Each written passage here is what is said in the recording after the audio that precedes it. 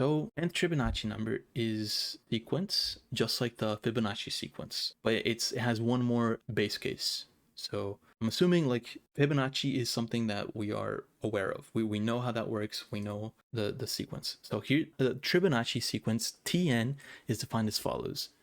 T0 equals 0, T1 equals 1, T2 equals 1. So this is different from Fibonacci because in Fibonacci, we only have T0 equals 0 and T1 equals 1. Here we have to account for another T, right?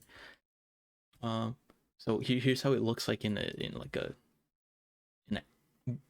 using n as a variable. So Tn plus 3 is equal to Tn plus Tn plus 1 plus Tn plus 2 for n is greater than equal to 0. Regardless, given n, return the value of Tn. So that's what we're supposed to be doing here in Tribonacci. Yeah. So let's go through the first examples. So if we have n equals 4, the output is 4. And the reason for this is because T3 is equal to 0 plus 1, and that's 2. So exactly like this example right here. If n equals 0, Tn plus 3 is 3. T3 is equal to Tn, which is 0 plus T1 plus T2 right here. So 0 plus 1 is equal to 2. And T4 is equal to T1 plus T2 plus T3. So it's 1 plus 1 plus 2, and that's equal to 4. So that's why it's 4. And example 2 is n equals 25. Obviously, they didn't include their explanation because that would be like way too long. So anyways, here is the code. So Tribonacci is a lot like Fibonacci, right? So I know the solution of Fibonacci.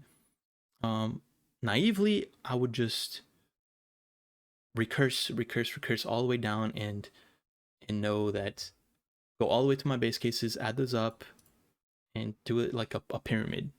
So n equals 4, T3, T2, T1, and then since I don't know T3, I would go T2, T1, and T0. But I do know T2 and T1, so I mean, I guess I'm basically going over one of the examples, but like this is just how I would code it as a naive solution. I would go all the way to the left and figure out, well, I know T2 and I know T1 and T0. That's 1 and 0. So I would add those all up, make 3 return 2. And since I know this, I would also return 1 here and 1 here. So 2 plus 1 is 4. So 4 returns 4. Like it's, oh, Christmas colors. I didn't even notice. But yeah, I guess it's not enough to actually show why it's recursive because I only do a calculation on like this one and this one, right? If it was recursive, like to show that it was recursive, this would have to be n equals 5, would have to go 4, n equals 3, and n equals 2. That's, we'd have to do the same calculation for n3 again. And that's kind of the part that the non-naive solution goes through, right? I guess I could code the naive solution for this, maybe just to get it out of the system.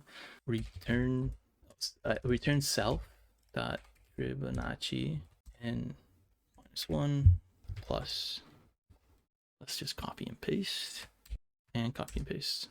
So I'm assuming, I think it's really just that easy to do the naive solution. Just return this. Oh, never mind. Oh my god, dude. I don't have my base cases. If n is less than or equal to 1, return n. If n is equal to 2, return 1. So now we, okay, never mind. Invalid syntax, return n. Okay, well, I'm not in Java, so I don't need to have like a colon or semicolon in that part of the code. and accept it. Okay, so that's how the naive solution works. We have our base cases, and then we just go down our own self, just in like a tree. I guess it's not a tree. It's like a roots of a tree going down, like that. Just calling itself just until we get to the base cases, and then we add them all up. And I guess in the case of like n equals 3, it would be like, okay, well, n is not less than or equal to 1, and n is not equal to 2, so what we're going to do is return n minus 1 plus n minus 2 plus n minus 3. And so what that would do is n minus 1 would go n equals 2. We would do call of an n equals 2. So n equals 2, return 1. So this would be 1 plus n is less than or equal to 1 because n is 1. So 1. So it would be 1 plus 1 plus 0, at least for this first case. And it would take so long, especially if you're adding like a big input. Like, let me see a test case of 35. That's like one of the maximum test cases that we can have. It definitely will just have time limit exceeded because it's just so big of a tree. Like, it would not actually work. Maybe it will, maybe it won't. Yeah, time limit exceeded. It's the reason it won't work that way is because the runtime is so long. Oops, looks like I have some pre-work already here. But like, yeah, if I just have a naive solution, it goes down it calls itself way too many times. It's like of a runtime of oh, I think it's either 3 to the n. I think it's 3 to the, but I mean, it doesn't really matter because runtime of O3n is equal to runtime of O2n, and I think this is called an exponential runtime, right? So it's too fast or too slow, right? Since the bigger your number is, the longer it's gonna take to give the result, and that's why the time limit is exceeded. So what I'm gonna do is I'm gonna do a different solution, one that is more optimal. So I'm basically copying like the solution that I did for the Fibonacci question. It's basically this, except here, instead of just calling it together, we are gonna store the solutions of the things that we don't know. So let's say like n equals 4, right? When we figure out n equals 3, we're gonna need n equals 3 to calculate n equals 4. What we're gonna do is store the solution to n equals 3, so we don't have to calculate it multiple times, just like in the image that I showed, right? So here, so I'm gonna just delete this, but I'm gonna keep my base cases because the base cases are the same anyways. But to make a dictionary, I want to make it outside of the function itself, and it's gonna be called memo because we're memorizing stuff. We're memorizing our previous solutions, and it's actually a shortcut for like memoization. So which is actually the name of the actual strategy that I'm using. It's called memoization. It's a strategy for dynamic programming, memoization. So memo is equal to nothing right now, but if I've stored the solution already in the function, I will just be able to access it and return it itself. So yeah, so memo, so if n is in memo, I'm gonna return memo. And like I said before, like I'm new to Python, so I always forget to add self memo.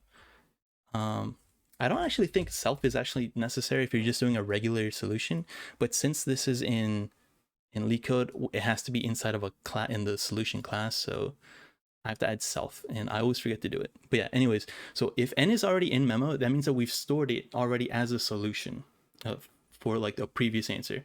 So let's say like in the example 4, we've already stored t3, and we've put that in the answer to memo as like t3 equals 2 right here. So it would be in memo as n, and they would do that.